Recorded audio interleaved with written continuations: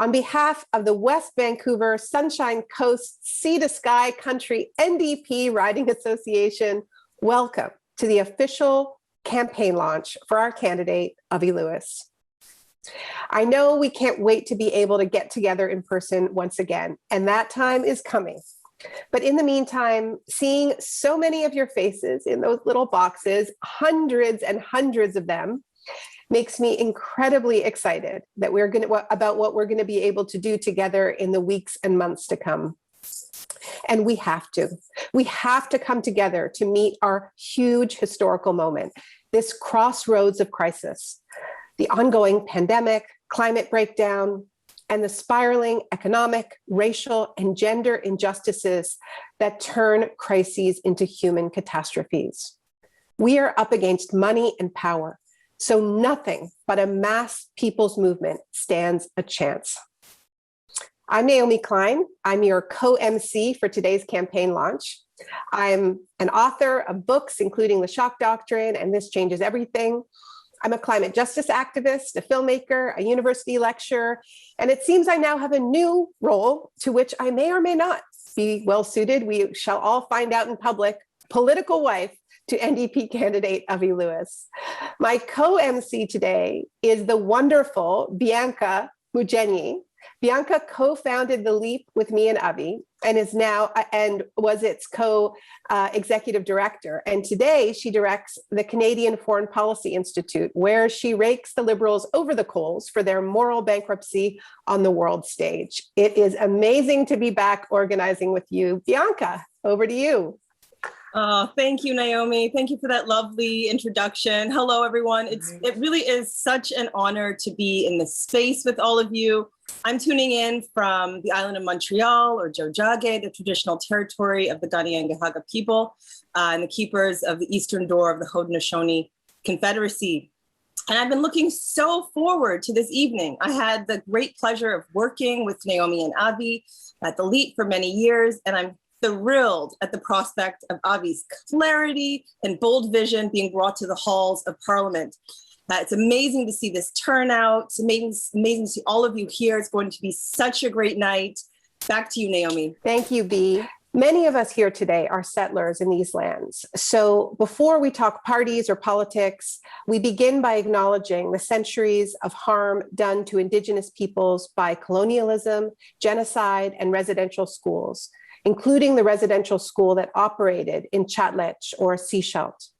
The trauma of settler colonialism is not history. It is ongoing here in Canada and around the world, including with horrific violence that has not ceased in Palestine. But just as colonial violence is ongoing, so too is courageous Indigenous resistance, Indigenous ways of knowing and culture, and mounting Indigenous power. The campaign we are launching today is rooted in solidarity and comradeship in the struggle for true decolonization. We are honored to be joined today by Candace Campo, member of the Sechelt Nation, who will be starting us off with a welcome. Over to you, Candace, and thank you so much. Onmons Naomi. Ituquail ukmisiaya, emash, tensiaya to kanata. Good afternoon. My ancestral name is Chasametsa. I'm a member of the Sechelt and Squamish communities. I welcome you all, family and friends. It is my honor to be here on this momentous day and to wish to wish our leader, Avi Lewis, the very best in your pursuit to have a seat within government. I pray for our communities. I pray for us during this time, and I wish us the very best. Olnoms chalap ukmesiaya. Thank you all. Hoi. Thank you so much, Candace. I now want to welcome Bill Forst from the Riding Executive, who will take over the nomination portion of tonight's meeting. Thank you, Naomi. I have to say how wonderfully pleased we are to have Avi Lewis living in our community and ready to run for West Vancouver-Sunshine Coast-Sea-to-Sky country. So as a financial agent and a former candidate in this riding in 2001, on behalf of our president, Jane Walker, and the executive of the Electoral District Association, I'm honored to hereby declare Avi Lewis as the acclaimed candidate for the NDP for West Vancouver-Sunshine Coast-Sea-to-Sky country in the next federal election. Thanks, Naomi. Great. Thank you, Bill. This isn't just another Zoom panel discussion. It's first and foremost an organizing meeting. We're here to get Avi elected in this riding. And there's three main ways that you can help us do that. The first way is to sign up to volunteer on the campaign. Whatever special skills you have, we need them. Maybe you love to research, maybe you edit video, maybe you're a persuasive conversationalist. We need it all. So you can sign up at avilewis.ca/volunteer. The link's in the chat. And the second way that you can help out is you can make a donation. Campaigns cost money and every little bit will help. Even a contribution of $5 can make a difference. So you can make a donation at any time at all during this call or after at avilewis.ca/donate. And the third way that you can help us get Avi elected is by recruiting more help. We'd love to identify 10 volunteers on today's call who are willing to find 5 people who can make a donation to Avi's campaign, big or small. So our kickoff speaker needs no introduction, but I'm giving him one anyway. He's a professor emeritus at the University of British Columbia, a host of radio and television programs for the CBC, an award-winning author and scientist whose work is known all over the world. Please welcome the legend and the smartest guy on TV we all grew up with, David Suzuki. Thank you. I'm speaking to you from the traditional unceded territory of the Wee-Way-Kay Nation on Quadra Island, who cared for these lands and waters for thousands of years. I am so honored to support Avi Lewis for Member of Parliament representing West Vancouver, Sunshine Coast, Sea-to-Sky country. My father taught me not to be swayed by fancy speeches or promises because you are what you do, not what you say. And that's why I'm so excited about Avi's candidacy. He has a track record of acting on his life's commitment to issues of social justice, poverty, and climate change. As a biologist, I think of human beings in evolutionary terms. Science suggests we evolved on the Great Plains of Africa 150,000 years ago, where we were not a very impressive species, an upright, furless ape, not many, not big, not strong, nor fast, no special senses. Our great gift was a massive brain that was observant, curious, inventive, and remembered. Qualities that more than compensated for our lack of physical and sensory abilities. And that brain did something unprecedented. It invented a concept called the future and realized we could affect the future by what we did in the present. Based on experience and insight, we could look ahead, recognize hazards and opportunities, and deliberately choose to avoid danger and exploit opportunity. And it worked. But for more than 50 years now, scientists armed with supercomputers have been telling us we are heading down a very dangerous path. Canadians emit far more greenhouse gases than the global average, yet is one of the most vulnerable countries to its impacts. We are warming at twice the global average. With the longest marine coastline, we are already being hammered by sea level rise, and we have many climate-affected areas of agriculture, fisheries, forestry, tourism, winter sports. We are turning our backs on the very survival strategy of our species. Look ahead, see the dangers and opportunities, and choose the best path to a brighter future. We must rediscover the perspective that has shaped our actions for most of our history. And that is, we exist and flourish within a web of relationships with all other species of animals and plants, and with air, water, soil, and sunlight. And with that understanding comes responsibility to act properly. It is the perspective that Indigenous people around the world still maintain. Avi understands all of this and has worked to promote a greener, more just, and equitable path to a brighter future. His actions speak louder than his words. Avi is the person for this historic moment. Thank you so much, David. If you are feeling motivated to get involved after that, and I know many of you are, you can go to avilewis.ca/volunteer at any time to sign up. And we are getting incredible uptake on the volunteers already. We've got dozens of people who have signed up to volunteer, dozens of you just during this gathering so far. And Bianca is going to update us later on donations as well.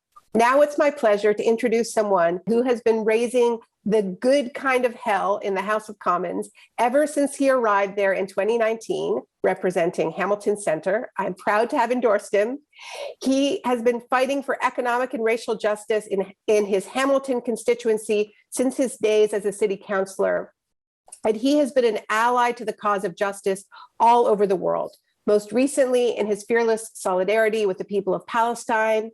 And during the cruelty of this pandemic, he has also been a voice of moral clarity for global vaccine justice. Please welcome Matthew Green. Woo, go ahead and wipe that smile off my face. I dare you to try. I dare you to try. The reason why I'm so excited is because in these dark times, in these tough times, we have to look for beauty. And I know when I logged on today, I found beauty in this room because there is something special happening across this country. I often talk about how politics, just like life, lives in the moments. I am living for this moment. And I know all of you are too. We're going to let the pollsters poll. We're going to let the pundits talk. And we are going to show them in this riding that we're going to go door to door, street to street, neighborhood to neighborhood. We are going to digital door knock to ensure that this voice, this incredible, powerful voice, this dear friend of mine, this comrade, this mentor, this brother, Avi Lewis, takes a seat in the House of Commons. And in doing so, brings with him the voices of not just all the people who are in the riding, but all the people who are looking for another way to do politics. In my opinion, the only way to do politics, not in the transactions, but deeply in the relationships. And that's what we see here in this call today, is we see a compelling opportunity for alternative vision of the future of this country. One that decommodifies the existence of our life and centers people over the profits, the planet over the big corporations, and resets and readjusts a critical path to a just recovery post-COVID. We have all the tools in this room. And I know this because coming from a very similar spot, I have to share with you that I have been down the yellow brick road and I have learned those lessons. That the big machine that they say is the Liberal Party is just a little man behind the veil. And when you go down that yellow brick path on the West Coast there, you're going to see three things from this Liberal Party. No brains, no courage. You're going to see no heart. And this is why, Avi, in taking this journey that you all are about to embark on, that we all are about to embark on, we're going to go down that yellow brick road. We're going to pull back that veil and we're going to show the rest of Canada that the little man behind that curtain, has not served us well. This is a pivotal moment. This is a historical moment. This is a moment that I live for. This is a moment that is a call to action for each and every one of you. So that's why you couldn't wipe the smile off my face today, despite all the misery that is happening in this world, because I retain the hope in my heart. I retain the radical love that I know all of you share through Avi in this moment. So that's the call to action, sisters and brothers and comrades and friends, that this is going to be a movement that is full of joy and radical love, and a proposition for this country that the Canadians that are in your riding can never turn away from. And we're going to shock the world. And when it's all said and done, we're going to show the rest of the country that New Democrats, we're ready to fight for this country. We're ready to fight for everybody who is living in it, regardless of their income or their area code. And we're going to do that by showing from one of the wealthiest ridings, they're going to go ahead and they're going to elect one of the most radical politicians that have ever walked the halls of the House of Commons. And we're going to see it again in Winnipeg, and we're going to see it again in Hamilton Centre and all the other ridings that are here, sisters and brothers and friends and comrades. You can't wipe the smile off my face. I am so happy to be here. Thank you, my brother Avi, for sharing this moment, and to all the incredible volunteers and friends who are sharing this moment along with us. Thank you. Thank you for that incredible endorsement. One of the things that makes me the most excited about Avi's run is the prospect of Avi and Matthew making the best kind of trouble together in Ottawa. Our next speaker is a Sunshine Coast local legend. Betty Baxter is a social justice activist and advocate for LGBTQ+ rights. Her most recent advocacy work on the Sunshine Coast was in the area of poverty reduction. She competed in the 1976 Summer Olympics in our national women's volleyball team, was a school trustee for 7 years, and served as the chair of the board from 2014 to 2017. Please welcome Betty Baxter. Thank you, Bianca. This is the most excited I have been in the 26 years that I have lived in the traditional territory of the Sechelt and Squamish people here on the Sunshine Coast. And I'm excited for two reasons.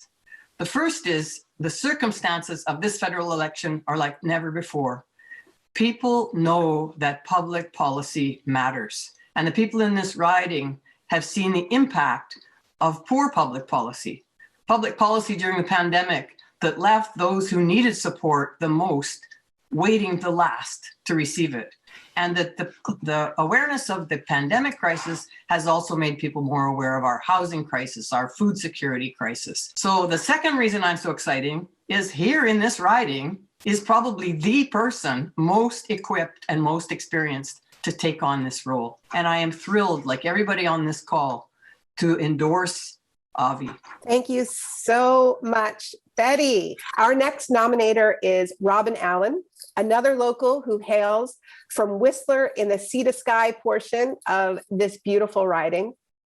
Robyn is an independent economist who has held positions in the private and public sectors. Robyn was an expert intervener in the National Energy Board's Trans Mountain Expansion Project hearings and was an expert witness again in the Northern Gateway Pipeline Project hearings. She is a powerful truth teller. Robyn, can you please share with us why you've decided to support Avi in this time of climate emergency? Thank you, Naomi. I love the outdoors and the advantages that come with living in the mountains. The experience, however, is bittersweet. The ravages of climate change are pronounced here. You know, whether it's the orange-tinged, smoke-filled air in the summer or witnessing the disappearance of glaciers in the winter, I feel the weight of a collapsing ecosystem. Make no mistake, a collapsing ecosystem means a collapsing economic and financial system as well. When I learned that Avi Lewis would become a federal candidate in our riding, I felt a renewed sense of hope. And I invite all concerned residents in this riding to join me in ensuring his success in the next federal election. Thank you. So many local heroes. This campaign is already bringing people together in incredible ways. Our next endorser has been fighting for justice for her community for years. As a participant in the I Don't Know More movement and as Manitoba's representative at the United Nations Permanent Forum on Indigenous Issues. Now, she has taken the fight to the House of Commons, where she serves as a member of Parliament for Winnipeg Centre. Please give a very warm welcome for a true people's hero, Leah Gazan.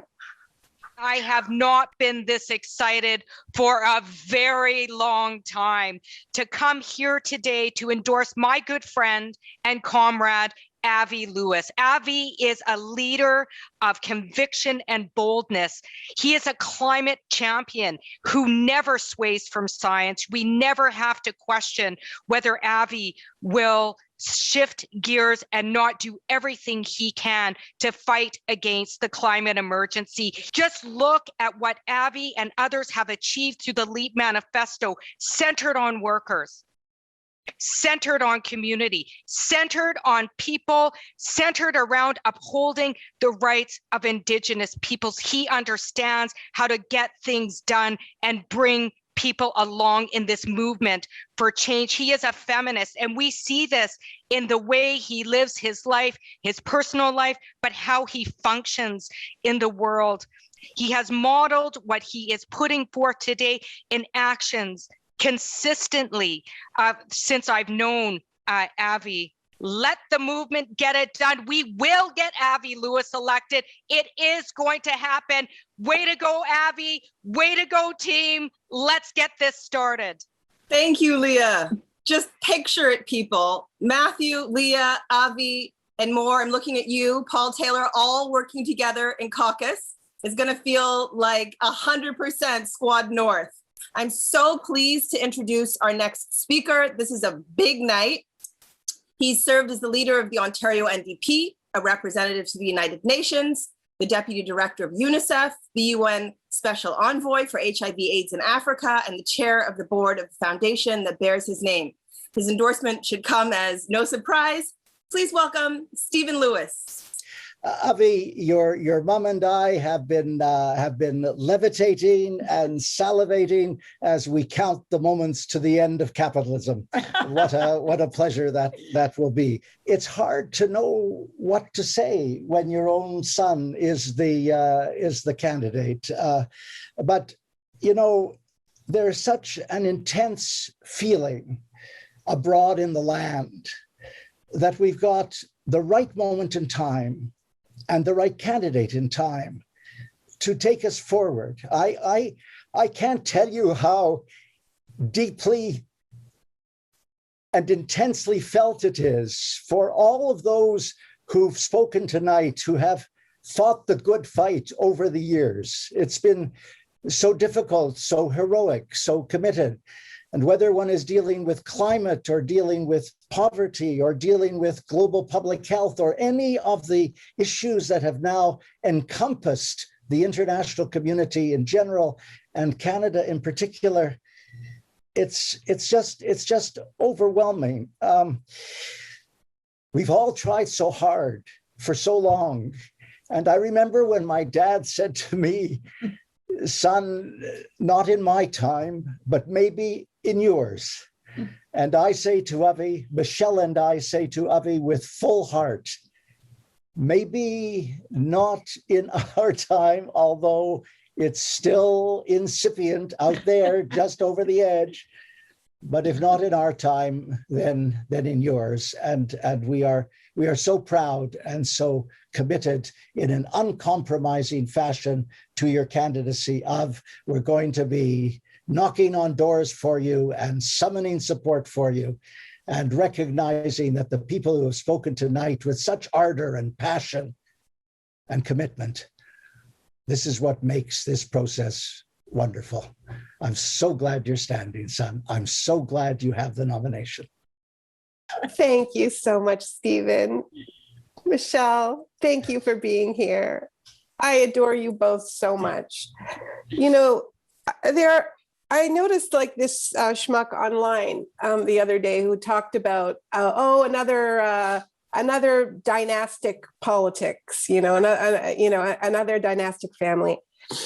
And, you know, what Avi and I believe is that the Liberals and the Tories have dynasties, but the left has political traditions of struggle.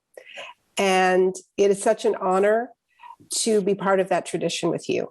We have one more very special guest joining us today, Jagmeet Singh, leader of Canada's NDP and member of Parliament for Burnaby South. Jagmeet Singh has been incredibly effective at pushing the Liberals to do better for people on issue after issue. Jagmeet and the NDP caucus are the reason the government doubled CERB payments. They are the reason the wage subsidy was increased from 10% to 75%. They are the reason more help was provided to students and why some form of paid sick leave for workers, even with all of its flaws, was implemented during this pandemic. The NDP managed to achieve all of this just by holding the balance of power in Ottawa. Can you imagine what we could do together if we sent even more NDP MPs to Parliament? So I want to thank you for your leadership, Jagmeet, for bringing your infectious energy and inspiration to everything you do. We are so glad you've been able to join us today, and over to you. Thank you very much, Naomi. When the Liberals introduced the CERB, they introduced it at $1,000. And the reality is $1,000 is not enough to cover rent for a lot of people. We fought to double that to $2,000. The nearly 8 million Canadians who needed direct financial support to keep food on the table, to pay their bills, those 8 million Canadians received $1,000 more a month to be able to make ends meet because of us, because of New Democrats. What we know and what we've learned from this pandemic is we're better when we take care of each other. And that's exactly what the recovery should look like, a recovery that is centered around workers, centered around families, centered around people. We know we need to take on the climate crisis and fight it with everything we have, but we know we cannot fight the climate crisis if we leave any worker behind. So our commitment is to tackle the climate crisis while making sure we've got a plan for jobs and jobs for now and for the future. That's the New Democrat way. We will never leave workers behind. And we know that there's so much we need to do in this recovery to keep people supported. That means investing in healthcare, making sure we've got head-to-toe healthcare, including dental care, mental health supports, and medication coverage. We need to make sure that the ultra-rich are paying their fair share. For too long, the rigged economy has benefited those at the top, and it has hurt workers. We are going to continue to fight to put an end to that. And I've chatted with Avi, and I know that Avi knows that this riding is going to be a tough riding. It's going to take a lot of work, and I'm confident that Avi is going to put in the work necessary to represent the people. Without further ado, I want to again thank everybody for being here, for being a part of our movement. I want to thank you for believing in the New Democratic Party. Because of you, we were able to help millions of people. And with that, I'd like to pass the mic now to Avi Lewis. Thank you so much, everyone. Hello, everyone. What a glorious and inspiring event. Deep gratitude to all the speakers, the endorsers, and to all of you for showing up to this gigantic multi-page Zoom spectacle. I feel like this is Leonard Cohen's Tower of Song, everyone in their boxes singing in harmony. I am standing in the traditional territory of the Sechelt Nation, a nation established with self-government back in 1986. Thanks to the nation's fantastic language website and our beautiful new highway signs, we settlers are slowly learning the original names of this place. Just one gift among many, but names have power and contain history. So in honor of that, let's do some naming tonight. Let's name our struggle. You know, I'm a filmmaker and a climate activist. I live in Huelquai, otherwise known as Half Moon Bay, with my partner Naomi, who you spent lots of time with, our son Toma, and our dog Smoke, who looks like a Muppet and was named during the Summer of Smoke in 2017. That's just the kind of stuff that happens when you marry a famous climate writer. My first career was in journalism. And for 25 years, I told stories that shone a bright light on people fighting back against a cruel and broken system. Refugees torn from their families, communities caught in the chaos of climate breakdown, kids shoved into poverty amidst glittering wealth for the few. Way back in 1993, on the floor of Much Music, no less, I confronted Jean Chrétien with his lies about NAFTA. He had campaigned against it, but we all knew he was going to pass it once in office. He denied it, then he did it, proving himself part of a long liberal tradition. During the election of 2000, I got Jason Kenney to admit on CBC television that he supports privatized two-tier healthcare, and it was a turning point in that election. But over time, speaking truth to power felt like it wasn't enough. I sensed the limits of a politics based on no, and we were constantly being taunted with the same refrain. We know what you're against, but what are you for? And I took that seriously. So ever since then, I've harnessed my storytelling to uplift alternatives to a broken system, growing in the rich soil of local communities. I've made films and videos, launched campaigns and media interventions on every conceivable platform, bringing those alternatives to life in every way I can dream up. Films about worker cooperatives and shop floor democracy, indigenous solar energy projects standing in the way of pipelines and coal railroads. Oil workers put back to work cleaning up abandoned wells while polluters pay for their century-old mess. And everywhere I've traveled, across this riding, this land, and this lovely traumatized earth, I have found more beautiful solutions to the big problems we face flourishing in communities, in their place-based brilliance and grassroots creativity. We need them now more than ever, because of all those crises we've been talking about.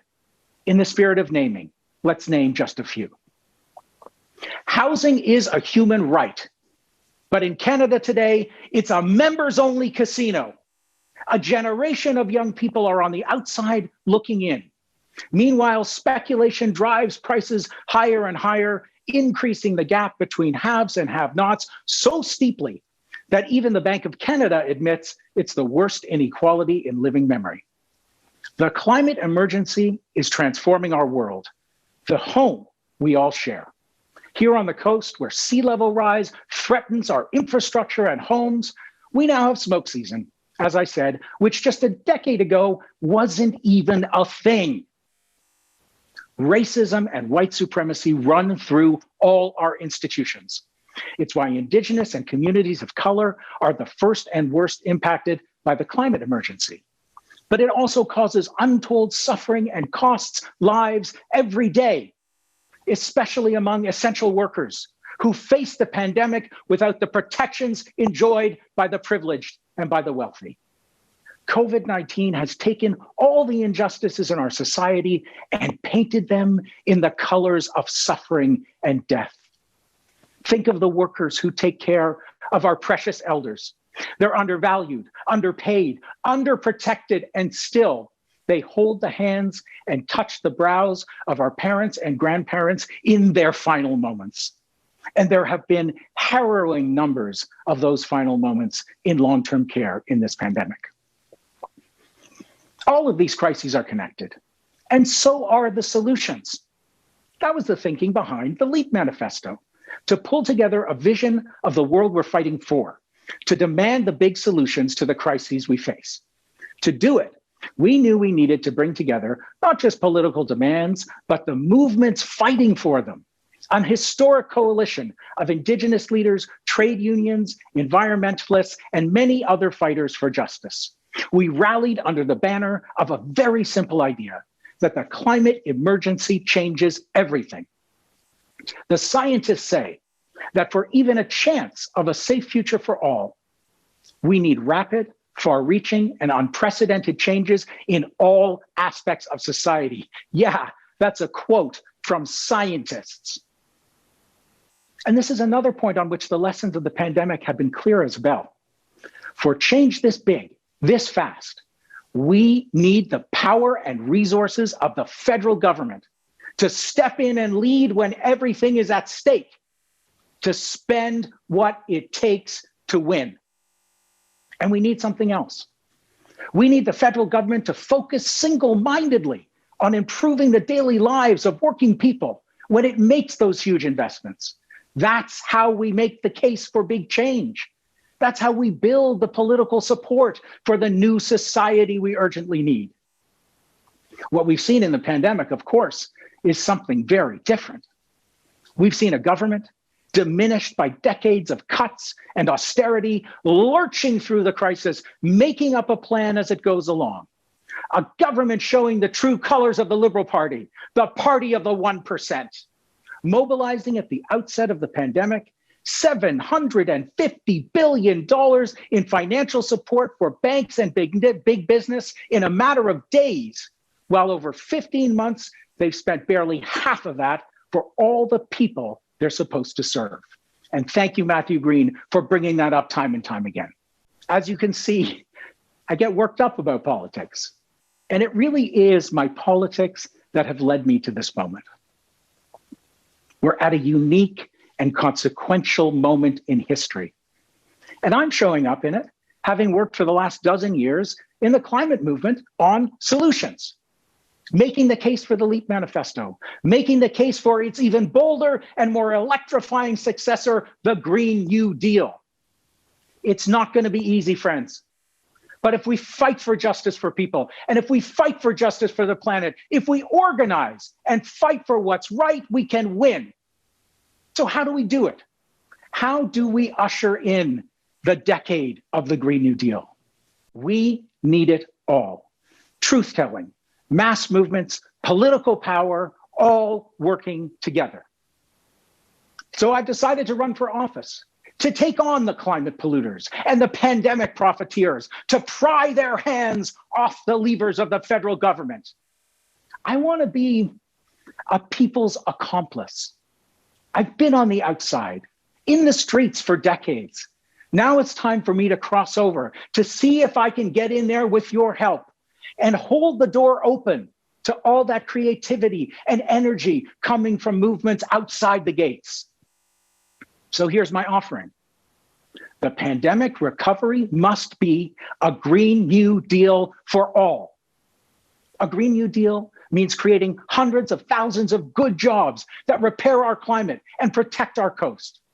A Green New Deal means funding reliable and free to ride public transit within and between all communities. A Green New Deal means building housing, beautiful, zero emissions, public and co-op housing that doesn't cost the world. A Green New Deal means investing massively in public health, education, and the caring economy, because care work is climate work. These low carbon jobs are the connective tissue of our communities. They have to be the center of our economy. And so I'm running, and I'm running right here where we live. The Sunshine Coast is my home. For our son, it's his world. Its rhythms of life spark his imagination. Its forests and waters soothe him when he's overwhelmed. There are more storms coming. We've baked that in now. As a parent, it scares the hell out of me. But I know that all of our kids can be safe if we build an economy based on caring for the earth and one another. That's why I'm running. It's not going to be easy, especially in this riding. But if we fight for justice for people, and if we fight for justice for the planet, if we organize to fight for what's right, we will win. Thank you very much. What a glorious, glorious event. One of the greatest nights of my life. Thank you. This has been totally inspired and inspiring. I'm feeling the momentum. I'm feeling the velocity. Thank you to our speakers. Thank you to all of you for turning up, for volunteering, for donating, for getting us off to such a powerful start. It's been real. Good night, everyone. Good night.